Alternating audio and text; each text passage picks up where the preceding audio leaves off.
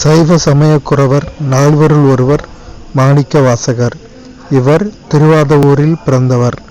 இவ்வூர் மதுரைக்கு அருகில் உள்ளது. மாணிக்கவாசகர் அரிமர்த்தன பாண்டியனிடம் தலைமை அமைச்சராக பணியாற்றியவர். பாண்டியனுக்காக குதிரை வாங்க சென்றபோது திருப்பெருந்துறை இறைவன் திருவருளால் ஆட்கொள்ள பெற்றவர். அவ்விறைவனை மெய்யுருக பாடி கசிந்து கண்ணீர் மல்க அழுது தொழுதவர். இதனால் மாணிக்கவாசகரை அழுது அடியடைந்த அன்பர் என்பர். திருவாசகமும் திருக்கோவையாரும் இவர் அருளியன. இவர் எழுப்பிய கோவில் தற்பொழுது ஆவுடையார் கோவில் என வழங்கப்படும் திருப்பெருந்துறையில், அதாவது புதுக்கோட்டை மாவட்டம் திருப்பெருந்துறையில் உள்ளது.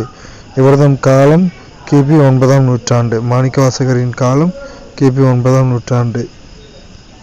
திருமுறைகள். சைவ திருமுறைகள் 12 நூல்.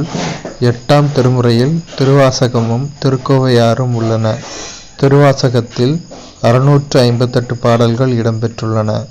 திருவாசகம் கல்லஞ்சையும் கசிந்துருகச் செய்யும் ஆதலால் திருவாசகத்திற்கு உருகார், ஒரு வாசகத்திற்கு முருகார் என்னும் தொடர் வழங்கலாயிற்று.